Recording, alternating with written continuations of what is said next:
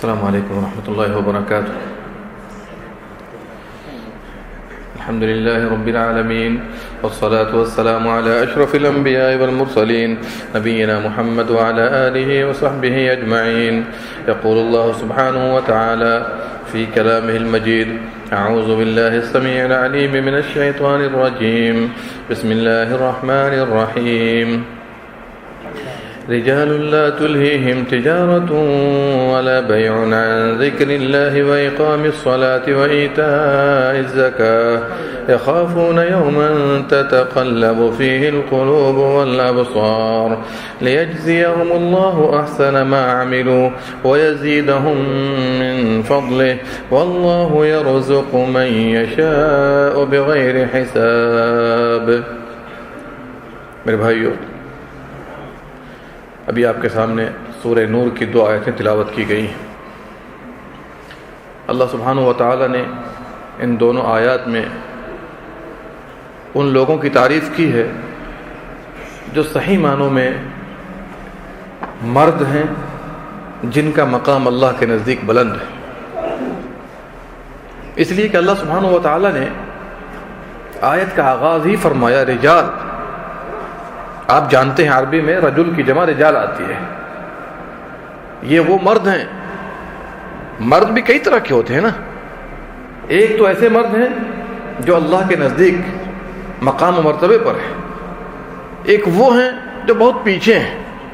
تو اللہ سبحانہ و تعالی ایسے لوگوں کی تعریف فرماتا ہے جو واقعی دنیا میں انہوں نے ایسی خدمات انجام دی ہیں جو مرد کہلانے کے مستحق ہیں، اور ایسے لوگ دنیا میں بھی کامیاب ہیں، نعمتوں کے اندر ہیں، اطمینان و سکون کے اندر ہیں، اور جب یہ دنیا سے نکلیں گے تو اللہ سبحانہ و تعالیٰ کے فرشتے ان کا ویلکم کر رہا ہوگا. کون لوگ ہیں؟ رجال. سن لیجئے، آپ بھی اس زمرے میں شامل ہونے کی کوشش کیجئے، اس گروپ میں شامل ہو جائیے. کیسے لوگ ہیں؟ لا تلہیہم تجارت ولا بیع عن ذکر اللہ واقام الصلاۃ. یہ وہ لوگ ہوں گے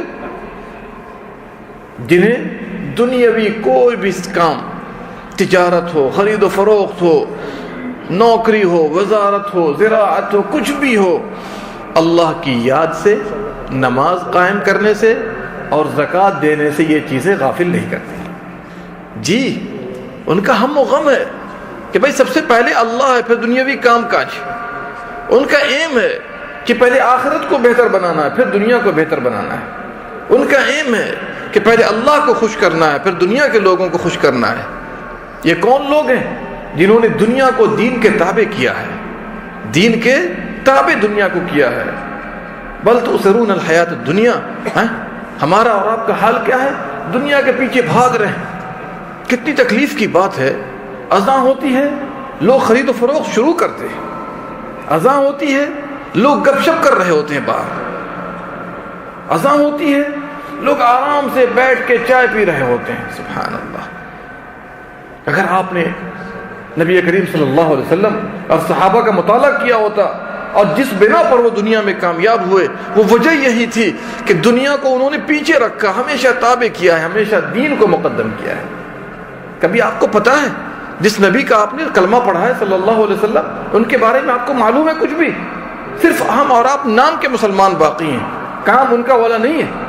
پیارے نبی صلی اللہ علیہ وسلم کے بارے میں آیا، جب گھر میں ہوتے بیوی بچوں سے بات کر رہے ہوتے، ہنسی مذاق کر رہے ہوتے، کام کاج کر دیا کرتے. جب اذان کی آواز کان میں پڑتی، عائشہ فرماتی ہیں، کیا فرماتی ہیں؟ اذان کی آواز کان میں پڑتی، ہم لوگوں کے پاس سے ایسے اڑ جاتے گویا کہ ہم لوگوں کو پہچانتے ہی نہ تھے. سبحان اللہ. غور کیا آپ نے؟ صرف کلمہ پڑھنے سے نہیں ہوگا. لا الہ الا اللہ محمد رسول اللہ، محمد والا طریقہ کہاں ہے آپ کا صلی اللہ علیہ وسلم؟ غور کیجیے نا، عائشہ نے کیا کہا، حفصہ نے کیا کہا، خدیجہ نے کیا کہا؟ سبوں نے یہی کہا ہے کہ اذان کی آواز سنتے اور پیارے نبی صلی اللہ علیہ وسلم ہم لوگوں کے پاس سے اٹھ کر چل دیا کرتے تھے. کیوں؟ چہرہ بدل جاتا تھا. اس امانت کی ادائیگی کا وقت ہوتا ہے جس امانت کو ہم نے اور آپ نے اپنے سر پر اٹھایا ہوا ہے. کتنی بری بات ہے یہ کہ عام طور پر دیکھا جاتا ہے کہ لوگ اقامت کے انتظار میں ہوتے ہیں، لوگ اقامت کے انتظار میں کھڑے رہتے ہیں باہر کی اقامت ہوگی تو مسجد میں داخل ہوں گے. اللہ اکبر. کس بنا پہ اذان دی گئی تھی کہ آپ باہر کھڑے ہو کے گپ شپ کیجئے؟ کس بنا پہ اذان دی گئی تھی کہ آپ ہوٹلوں کے پاس بیٹھ کے گپ شپ کیجئے، ساری باتیں مکمل کر لیجئے، اور اس کے بعد جب اقامت ہو اس کے بعد ہم مسجد میں جائیں دوڑ بھاگ کرتے ہوئے، اور اس کے بعد جہاں جگہ ملے بیٹھ جائیں؟ نہیں میرے بھائیو، اسلاف کرام کے واقعات آپ کو نہیں پتہ ہے. یہ سعید بن المسیب رحمۃ اللہ علیہ جن کا خود بیان ہے کہ 30 سال سے اذان ہوتی ہے اور میں مسجد کے اندر ہوتا ہوں. کہاں ہوتا ہوں؟ پوچھئے سعید بن المسیب سے کہ وہ کیوں کامیاب ہوئے. اس لیے کہ انہوں نے اللہ کا احترام کیا، اللہ کی عزت کی، اللہ کی عظمت کو دلوں میں سجایا اور اس کے مطابق عمل کرتے رہے. حق تو یہ ہے کہ ہم مسجد میں پہنچ جائیں اور اذان، یہ حق ہے، تاکہ آپ کے نزدیک پتہ چلے کہ آپ نماز کا احترام کرتے ہیں، توقیر کرتے ہیں، اس کی عظمت آپ کے دل میں ہے. جتنی دیر مسجد میں بیٹھیے گا اقامت سے پہلے اتنی دیر آپ نماز میں مشغول ہیں. اتنی دیر آپ کہاں مشغول ہیں؟ نماز میں مشغول ہیں. کیا آپ نے نبی کریم صلی اللہ علیہ وسلم کا فرمان نہیں سنا کہ جو آدمی 40 دن، کتنے دن؟ 40 دن تکبیر اولا پا لیتا ہے، جو پہلی تکبیر اللہ اکبر امام کرتا ہے اس کو تکبیر اولا کہتے ہیں. 40 دن اگر آپ نے لگاتار 5 وقت میں پا لیا، 2 انعامات اللہ کی طرف سے ملتے ہیں، 2 پرائز ملتے ہیں. ایک تو آپ منافق نہیں ہیں، اس لیے کہ منافقوں پر نماز بہت مشکل ہے، اور آج کے بھی جو منافق ہیں دیکھ لیجئے کتنی مشکل نماز، بھاگیں گے ادھر ادھر، اگر کوئی دوڑا دے پکڑنے والا بھاگیں گے، لیکن اللہ کی طرف نہیں بھاگیں گے. دیکھ لیجئے فجر ہمارے لیے کیوں مشکل ہے؟ ایمان ہمارے دل میں داخل نہیں ہے. اگر دل میں ایمان داخل ہو جائے تو آپ تہجد کا اہتمام کریں گے، چہ جائے کہ آپ سے نماز فجر کے بارے میں پوچھا جائے. اللہ اکبر. اور دوسرا انعام کیا ملتا ہے؟ جہنم سے آزادی کا. ایسے لوگ جہنم میں داخل نہیں ہوں گے. سبحان اللہ.